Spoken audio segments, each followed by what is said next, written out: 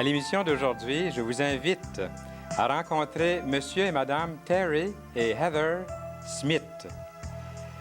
Autrefois, Terry va nous le dire un petit peu plus tard, il est Canadien. Lui aussi, il est Canadien. Il a habité ici, même tout près, à Montréal, et puis il s'est dévoué avec Campus pour Christ. Ils sont maintenant à Paris, au centre de Paris. Ils œuvrent parmi les jeunes, une œuvre sociale. J'ai bien hâte, en tout cas, d'en entendre parler. Restez à l'écoute. Dans quelques instants, nous saurons toute l'histoire. Ce sera un plaisir renouvelé aussi de revoir durant l'émission Guylaine Lacroix, qui viendra chanter après l'entrevue. Nous allons commencer avec l'entrevue cette fois-ci, mais un petit peu plus tard, vous la verrez, elle est là. Et j'aimerais vous dire que pour la deuxième semaine, nous vous offrons Connaissance ou Obéissance. C'est un livret écrit par Gaston Racine.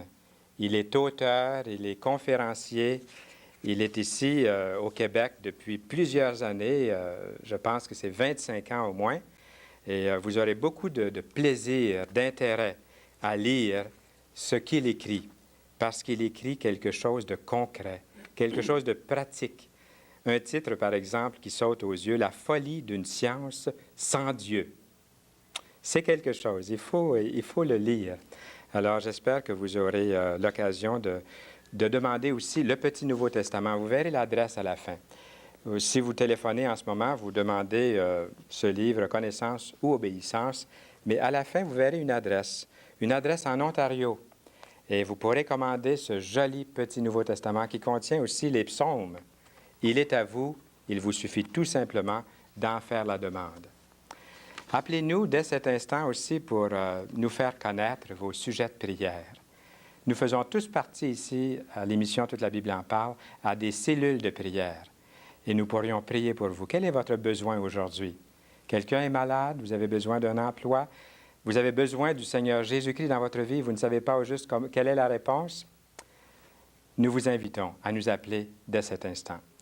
Nous sommes vraiment privilégiés aujourd'hui d'avoir la visite de Paris de Terry et Heather. Bonjour et bienvenue. Merci, Fernand. On est content d'être ici. Oui. Ça nous fait plaisir. Ça fait quelques années que je n'avais pas vu Terry, et tout à coup, il est avec une jeune épouse et c'est merveilleux de vous rencontrer, Heather. Oui. Et j'ai su que, vous savez, je dois vous dire qu'il y a exactement un an, aujourd'hui, ce soir, parce que nous enregistrons le soir, exactement il y a un an, notre fille Nicole, ma fille Nicole, elle est venue ici même, témoigner de sa foi en Jésus-Christ, il y a un an. Et j'ai appris avant l'émission que Heather et Terry, il y a exactement un an aussi, vous avez perdu une jolie petite fille qui s'appelait Laura. Voilà. Qu'est-ce qui est arrivé, Heather? Oui, elle est née avec une maladie assez rare et ce n'était pas compatible avec la vie. Elle est décédée 4 mois après, mais elle était avec nous à la maison et c'était vraiment une joie pour nous de l'avoir avec nous pendant ce temps-là. Oui. Oui. Et là, est-ce qu'on l'annonce à la télévision à tout le monde qui est à l'écoute, à l'auditoire de toute la Bible en parle? Est-ce qu'on fait l'annonce ce soir? Oui, on peut le faire. avec Je vous laisse joie. le privilège de la faire, l'annonce. Oui. Et nous avons la joie, bien sûr, d'annoncer que 1 an plus tard, nous venons d'apprendre que Heather est enceinte et que nous attendons donc une petite fille d'ici le mois d'avril. Le bébé devrait naître. Ah, Oui. c'est merveilleux. La gloire à Dieu, oui. Oui. Oui. Ça fait partie, à notre avis, de tout le processus de la guérison, de le rétablissement suite au deuil que nous avons vécu. Oui. Alors, c'est une bénédiction du Seigneur de savoir qu'il nous a donné encore un autre enfant. Oui. Oui. Alors, je loue Dieu avec vous. Merci, Nous Fernand. allons prier. Ouais. Nous avons prié pour vous. Il y a un an, quelqu'un me rappelait que dans nos cellules de prière, votre nom a été mentionné. Merci Et beaucoup. 1 an après, vous venez nous visiter. Ah, quel plaisir. Ah, qu'est-ce que je voudrais dire encore? Mais je voudrais vous dire que vous avez des choses à nous rapporter. Là, vous avez vécu beaucoup ces dernières années, toutes sortes d'expériences. Et puis, vous nous avez parlé maintenant de votre vie de famille et ce que vous attendez. C'est vraiment beau, tout ça. Qu'est-ce qui se passe là? Comment Dieu vous a appelé en France, puisque vous avez été ici, comme je l'ai mentionné, dans le ministère à Montréal? Oui, oui. Effectivement, on a travaillé à l'Université de Montréal dans le cadre du Campus pour Christ pendant 5 ans. Et pendant ce temps-là, on priait que le Seigneur nous envoie en mission quelque part, n'importe où, sauf en France. C'est ce qu'on avait Sauf prié. en France. Sauf en France. Pourquoi? C'est trop dur. Mais je ne Ouais. sais pas, on avait l'impression que c'était un champ difficile, un champ très dur. Mais le Seigneur, il a dirigé les choses autrement et il nous a envoyés à Aix-en-Provence.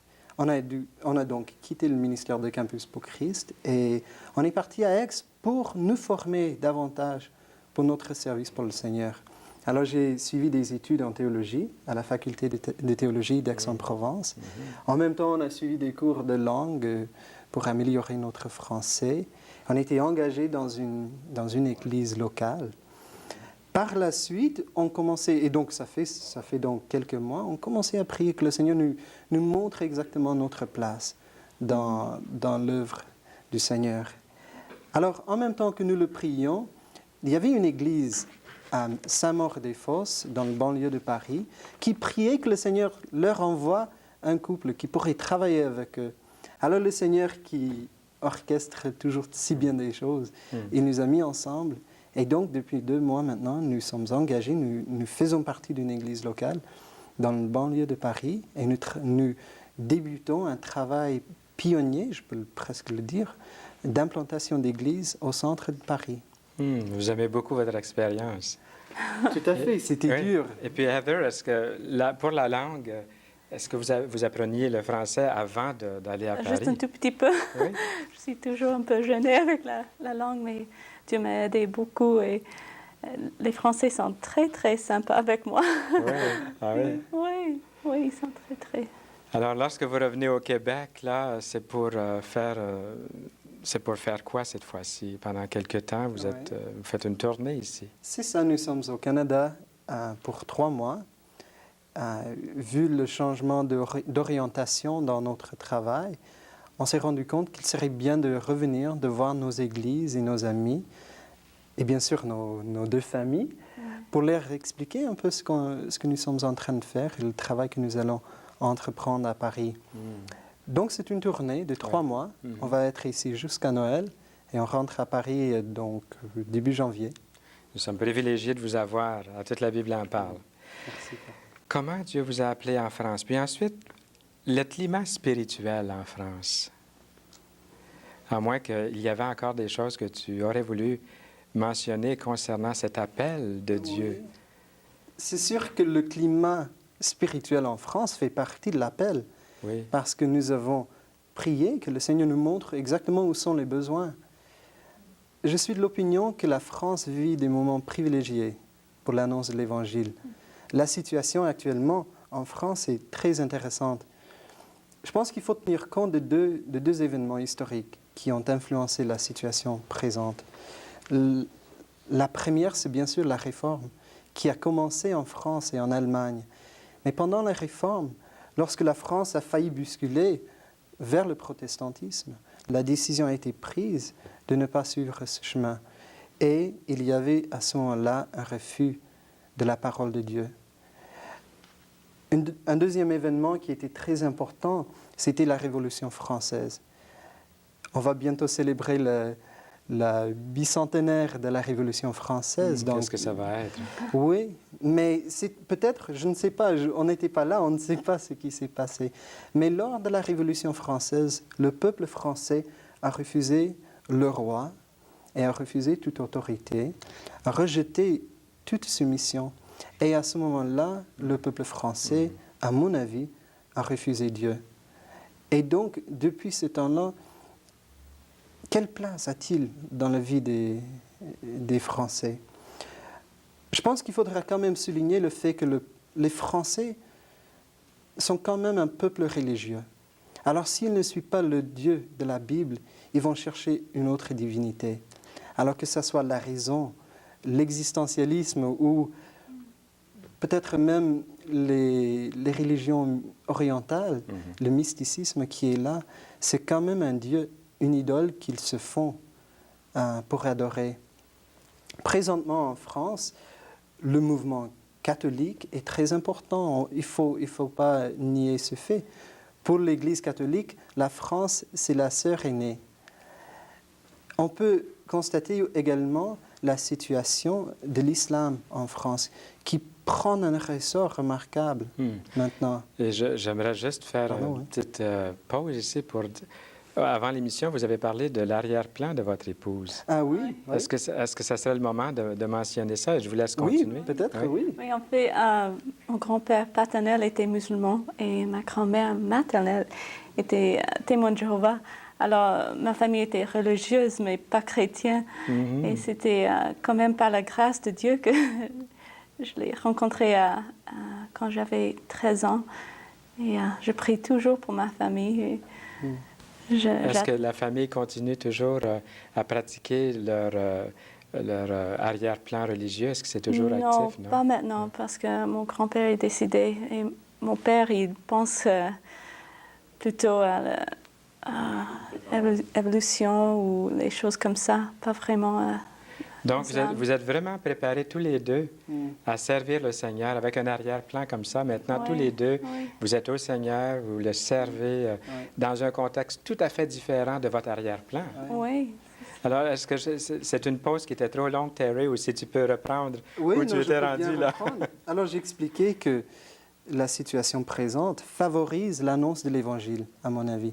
Même si le protestantisme et les églises évangéliques sont minoritaires, c'est quand même un moment où on peut annoncer l'Évangile avec tout droit, avec beaucoup d'autorité. Et les gens écoutent la parole de Dieu.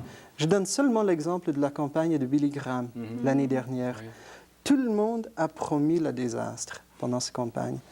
Or, pendant 8 jours, le stade Bercy a été rempli, 15 000 personnes chaque soir. Et le dernier soir, ils ont dû refuser 6 000 personnes.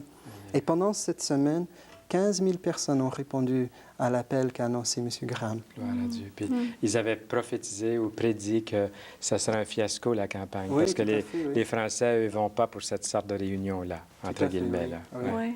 Oui. Gloire à Dieu. Oui. Alors, il y a des bonnes choses qui se passent en France. Oui. Oui.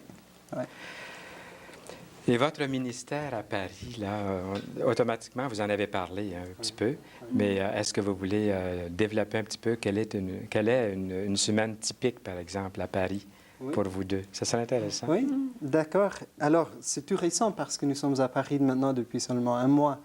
Mais le travail que nous entreprenons, et par la grâce du Seigneur, le but, c'est d'évangéliser les jeunes, mais à travers les besoins, les problèmes de la jeunesse.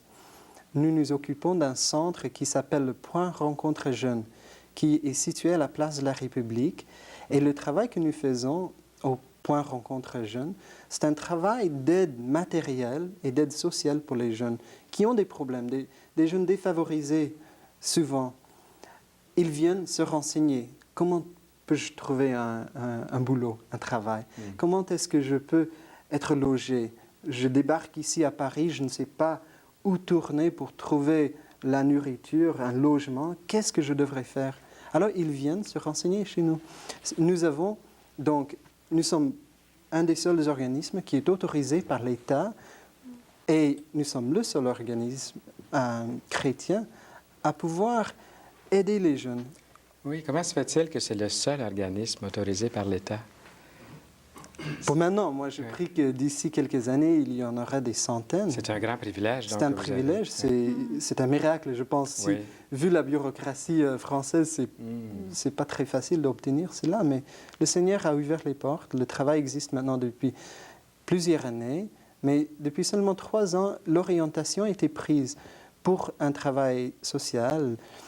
Le but, il faut le souligner, c'est l'évangélisation. Nous croyons que même si les besoins qui sont ressentis au niveau affectif des jeunes sont matériels, il y a un besoin plus profond qui est d'établir une connaissance, une relation personnelle avec Dieu. Et notre travail, Dieu voulant, va aboutir à une présentation de l'Évangile.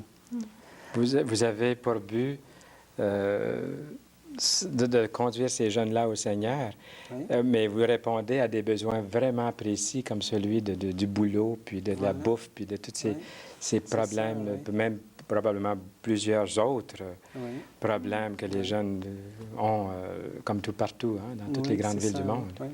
Alors ça, c'est la première dimension de notre travail, une aide matérielle aux Oui. jeunes. Notre deuxième objectif, c'est d'implanter une nouvelle église à la place de la République ou dans le quartier de la place de la République. Alors la place de la République, c'est un lieu spécial parce que c'est le carrefour de plusieurs cultures. Il y a tout un quartier arabe.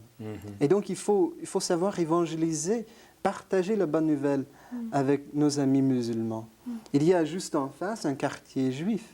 Et donc parfois il faut passer du Coran au Torah dans notre évangélisation. Eh oui. C'est assez spécial. Et avec l'arrière-plan que vous avez, ça Oui. doit certainement aider. Oui, Oui. encore, oui. Eh bien, nous allons revenir pour le mot de la fin. Croyez-le ou non, ça passe toujours très vite comme ça ici.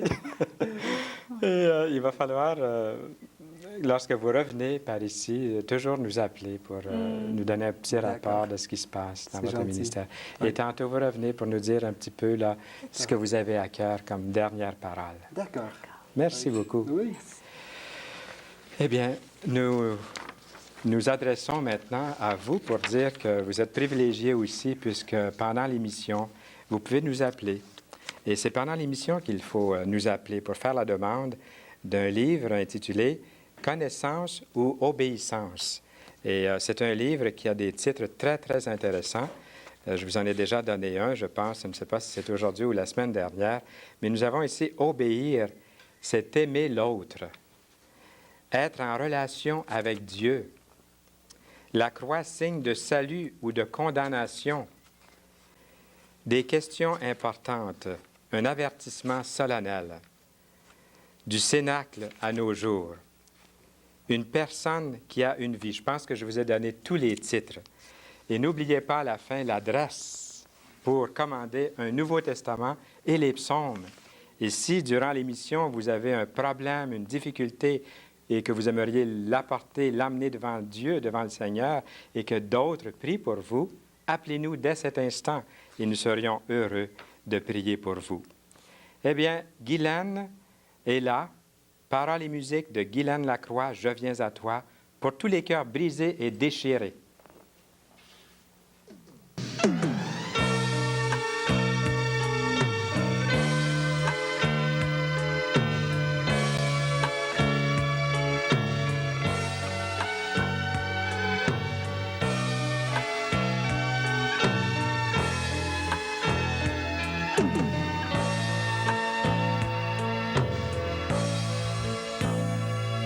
Oh mon Dieu, quand je contemple toutes tes merveilles, si grandiose, si belle, la nature dans son manteau feuillu, les oiseaux si bien vêtus, mais quand je regarde mon cœur, vois mon état pécheur, je me sens si loin de toi, car je sais que j'ai péché contre toi.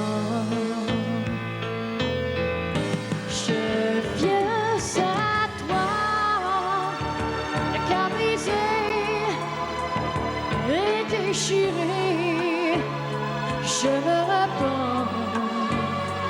Car je veux marcher dans tes voies.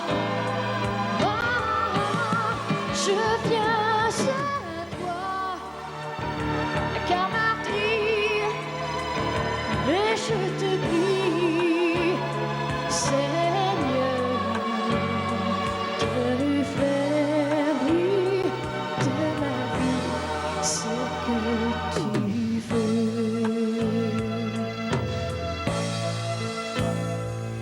Ton amour, que rien ne lasse, qui toujours nous enlace, sans cesse me dépasse, me saisit et me conduit vers toi, me ramène au pied de ta croix, affligé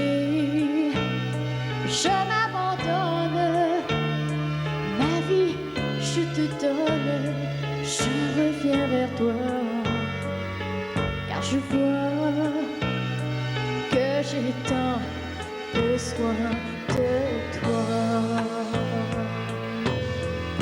Je viens à toi, le cœur brisé et déchiré.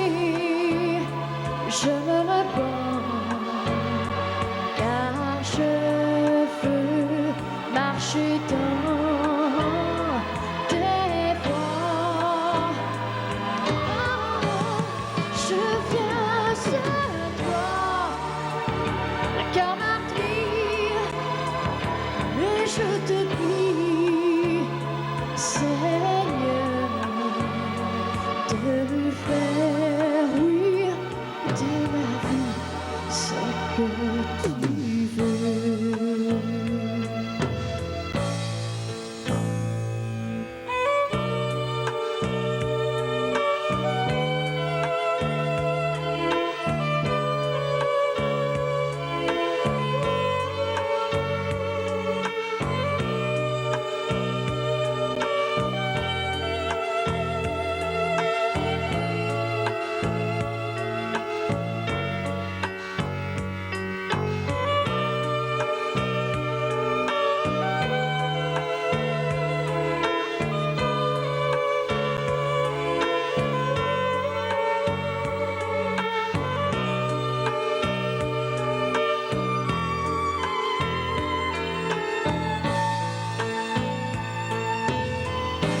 Je viens à toi, le cœur brisé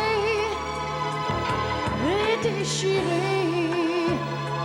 Je me repens, car je veux rester dans tes bras. Je viens à toi, le cœur meurtri, et je te prie, Seigneur,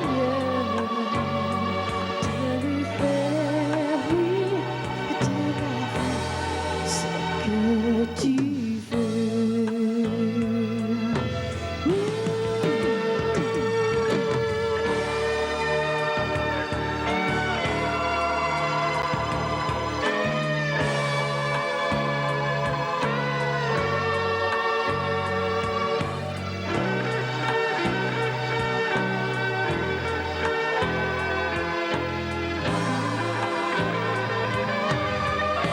Je viens à toi, le cœur meurtri, et je te prie, Seigneur, de me faire, oui, de ma vie, ce que tu veux.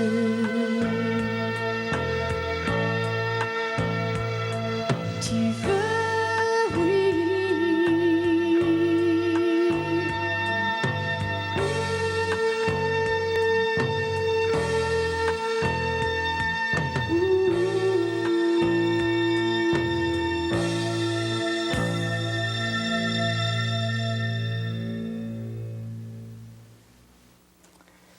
Merci beaucoup, Guylaine. Guylaine Lacroix, mesdames et messieurs. Elle a chanté « Je viens à toi » parce qu'elle-même, elle a expérimenté dans sa vie. Un jour, elle est venue au Seigneur Jésus-Christ. La plupart des gens passent par-dessus cette grande vérité. Pourtant, c'est tellement simple. Dieu veut vous sauver, il vous aime. Mais c'est le mot de la fin avec Terry et Heather. Quel est le mot de la fin avec nos invités d'aujourd'hui? Alors la pensée que j'aimerais partager ce soir se trouve dans l'épître, dans l'évangile, dans le livre des Actes des Apôtres. Lorsque l'apôtre Paul a commencé son ministère à Corinthe, le Seigneur lui est apparu dans une vision et lui a dit ceci: « Sois sans crainte, mais parle et ne te tais pas, parce que j'ai un peuple nombreux dans cette ville. » Et c'est cette même vision, cette même espérance qui nous pousse à partager l'Évangile, la bonne nouvelle avec les Parisiens. C'est un travail qui est dur, mais nous rendons grâce parce qu'il a réservé un peuple nombreux pour lui à Paris. Amen. Et Heather, vous êtes là pour faire équipe ensemble. Hein? Oui. Tous les deux, vous êtes vraiment ensemble là-dedans. Oui, et je trouve que c'est par la grâce de Dieu que nous pouvons vivre ça. Et je sais que la grâce de Dieu est suffisante pour chaque jour. nous avons vraiment vécu ça pendant les épreuves. Oui. Nous vous souhaitons beaucoup, beaucoup de succès dans le Seigneur. Dieu sait ce que c'est un succès. Et nous lui laissons à lui le choix du succès pour vos vies. Que le Seigneur vous bénisse abondamment. Merci. Merci d'avoir été des nôtres. Voilà, c'est une émission qui s'adresse à vous et puis nous vous donnons même le privilège de participer à l'émission. Vous pouvez nous appeler, vous pouvez nous écrire et dans quelques instants, peut-être que les numéros ne paraissent même plus à l'émission. Là, je ne sais pas trop si les numéros paraissent encore. Si vous n'avez pas noté les numéros, vous pouvez encore écrire puisqu'il y aura 2 adresses. Il y aura l'adresse en Ontario pour recevoir le petit Nouveau Testament des Gédéons. Il y a les psaumes là-dedans et c'est gratuit. C'est même écrit à l'intérieur. Toute vente de ce livre est interdite. Où est-ce que vous allez trouver quelque chose de pareil? Et les chrétiens évangéliques qui font de la télévision ici, pardon, au Québec, ne sont pas là pour faire des scandales comme nous avons entendu parler ces derniers temps. Nous vous l'offrons gratuitement. Ça vient du cœur, c'est sincère. Profitez-en. Et je vais vous annoncer maintenant ce qui va se produire la semaine prochaine. Vous aurez le privilège, encore une fois, d'entendre Guylaine Lacroix. Et j'apporterai un message intitulé « Pour suivre le Seigneur Jésus-Christ, me faudra-t-il renoncer au monde? » Soyez là, nous y serons. À bientôt, chers amis. Au revoir.